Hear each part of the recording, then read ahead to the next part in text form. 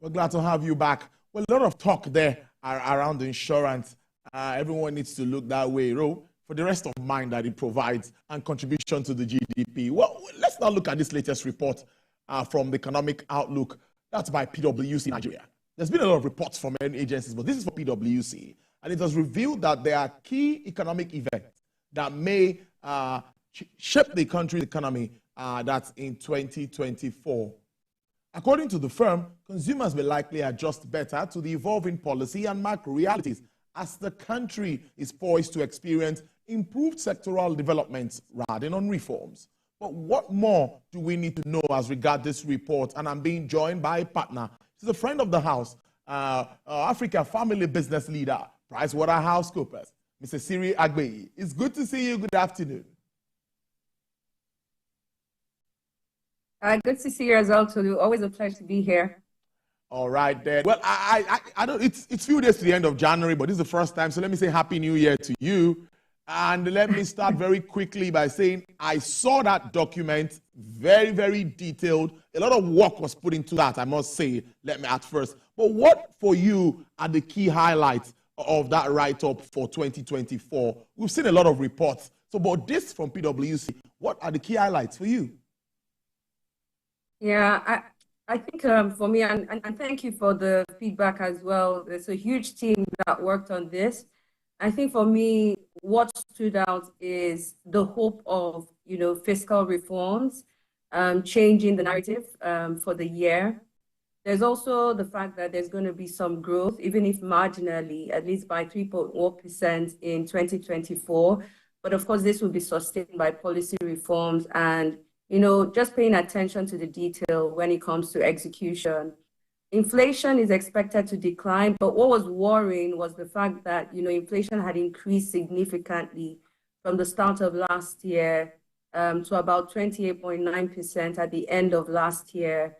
So it's a welcome relief that is expected to decline marginally, though, balancing the effects of the reforms, policy actions, external pressures, and food prices, where we did see the highest inflation, over 30%.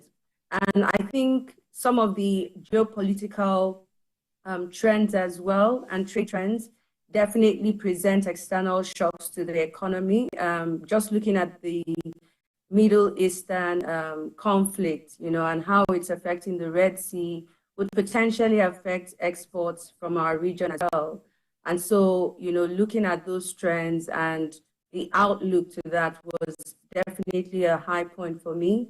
But then the trade surplus as well that we recognized last year was one of the highlights for me, seeing that, one of the major reasons why we continue to have pressures on our foreign exchange is the main fact that we do not have a balance of payments. So there's a lot more imports than we have exports. That continues to put pressure on foreign exchange and leaves us a lot more vulnerable.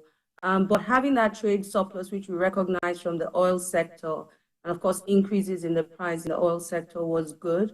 But I think where we need to be at increasing our non-oil exports so that there's a lot more balance. But I think identifying the key drivers and dynamics that will shape the growth and development of selected sectors was also something that's stuck out for me. And overall, I feel it was really a very balanced report that looked more at the outlook being a bit more optimistic. It would take us a while. There may be ups and downs, but we're on the track to progress. Well, staying with infrastructure here, everyone believes that this is something that this administration must face head on. Budgetary allocation seems not to be the way out, because if you look at what is budgeted for infrastructure this year, it's not up to what is expected, even though it's projected. What are the suggestions by PwC in this report in addressing this infrastructure gap? Yeah, thanks. So, and maybe just taking a step back, funding in infrastructure may continue to remain insufficient, unfortunately, especially when you start to think about some of the benchmarks that have been set by the World Bank, where we tend to fall short of, because the World Bank does estimate that at least 70% of infrastructure to GDP should be the benchmark, but we're currently at 30%. And yearly, our National Integrated Infrastructure Plan does say we need to at least spend $150 billion as a requirement for growth between 2021 and 2025. So there are huge gaps that we need to fill. And we do have a very limited fiscal space when you think about our revenue generation as a nation, it falls short. And so that doesn't help us drive the kind of public investment that we would need. Also, it doesn't help us attract the right type of private investment. It constrains, the flow of investments into the country. And for us to address this, the easy way out really is around the fiscal reforms, which I'm particularly excited about as well. And also promising, seeing that, we do have one of ours in the fiscal policy reform space, and making significant contributions and even quick wins as it relates to increasing our revenues. The other things as well will be around power supply. Power supply is definitely one area that we need to focus on if we need to address some of these challenges. Though we have targeted 30 gigawatts by 2030, we haven't gone beyond 6. And so we definitely need to accelerate that. So the Electricity Act that now liberalizes this space and gives states a lot more autonomy is definitely a welcome area. And hopefully we might start to see a lot more diversification, moving away from diesel and going into more renewable areas, especially on the back of the COP28. More interesting. Let's move to understanding our spending plan for 2024. There's much talk around this, of course, in that document.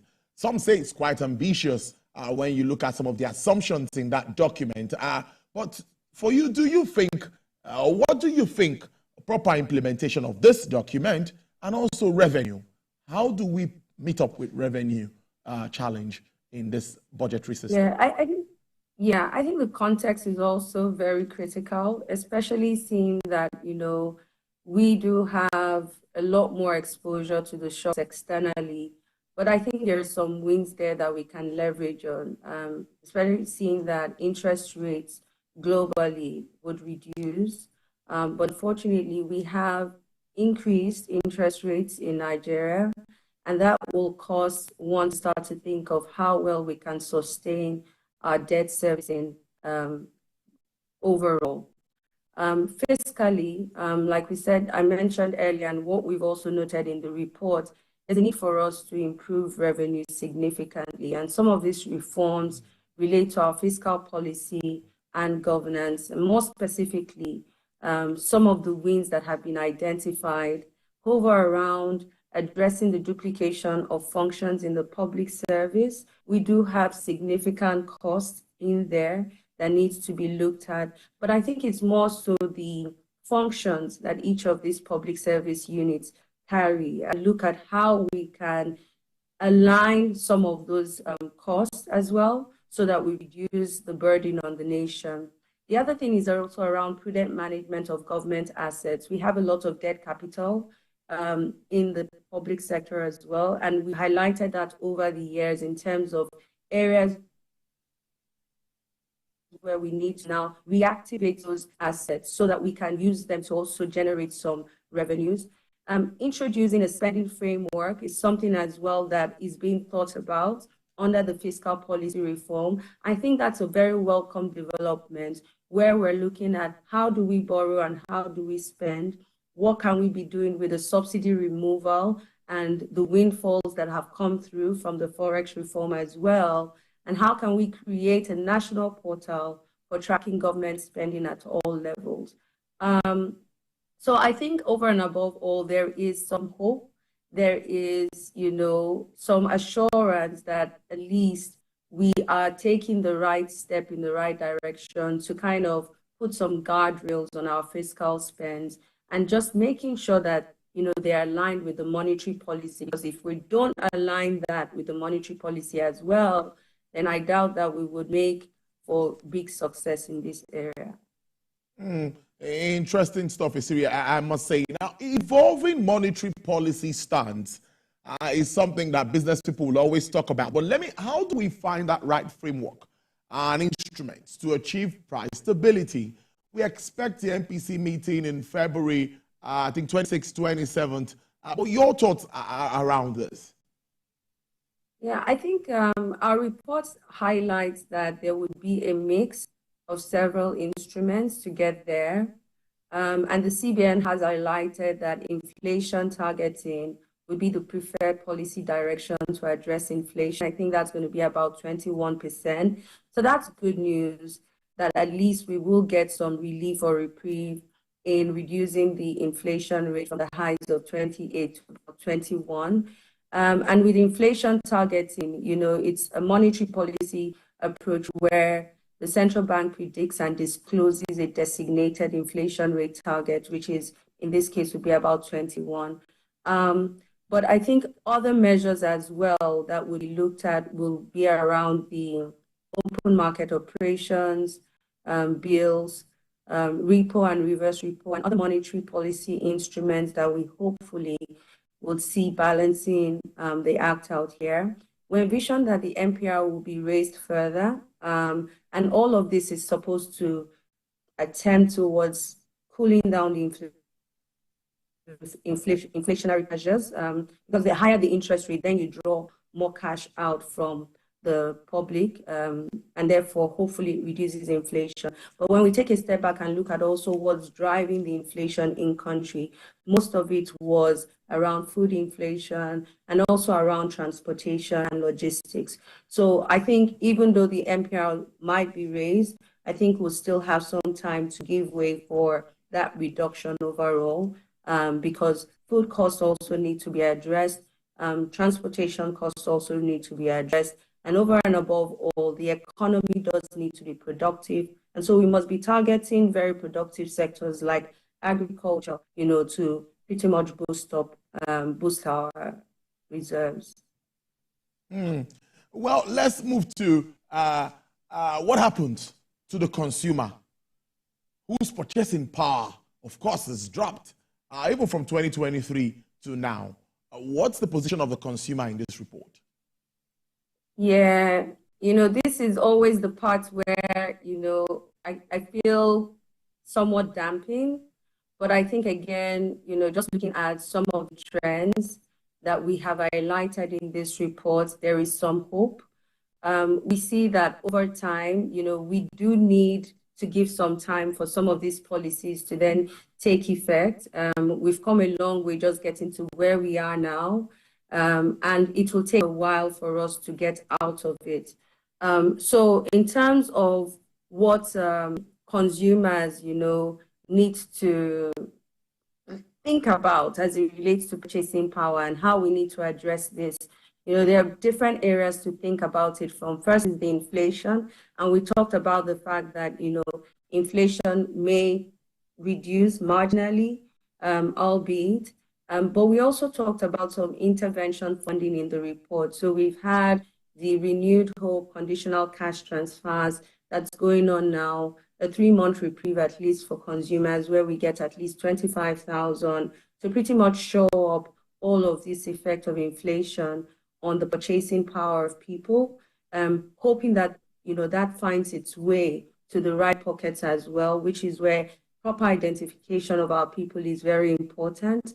Population levels definitely will continue to increase, and it's expected that Nigeria would be one of the highest population centers going forward. But then we've witnessed a lot of migration of the middle class as well, and that has reduced also the birth rate that we would have projected. So the report does talk about reduced birth rate, and hopefully the fundings that we can shore up from non-oil spaces and oil spaces can be used then for spending at the capital level and giving some buffer to consumers as well. In terms of unemployment rates definitely have increased over the years, but I think that the fiscal policy reforms are very, very instrumental to bridging this gap. So what we're expecting is, what are some of those things that we can introduce to attract a lot more investors here? but also reduce and increase the ease of doing business. And I know that, just judging by some of the quick wins that have been announced, there's room for even opening this space up to the global value chain, where we can start to see a lot more participation from foreign organizations outside, employing people in Nigeria and not necessarily triggering any tax exposures in that sense. So these are some of the discussions that had been had on the stakeholder sessions coming in view of fiscal reforms. And that has a very good way of improving the IGRs as well in states other than Lagos, because if we're able to employ people remotely, put them into the global value chain, then automatically we start to increase earning power and purchasing power. And we also automatically start to increase the IGR for the states where these individuals are resident. So I think that some of those fiscal reforms are very good propositions, but execution definitely will be the order of the day. And that's the only extent to which we can see progress.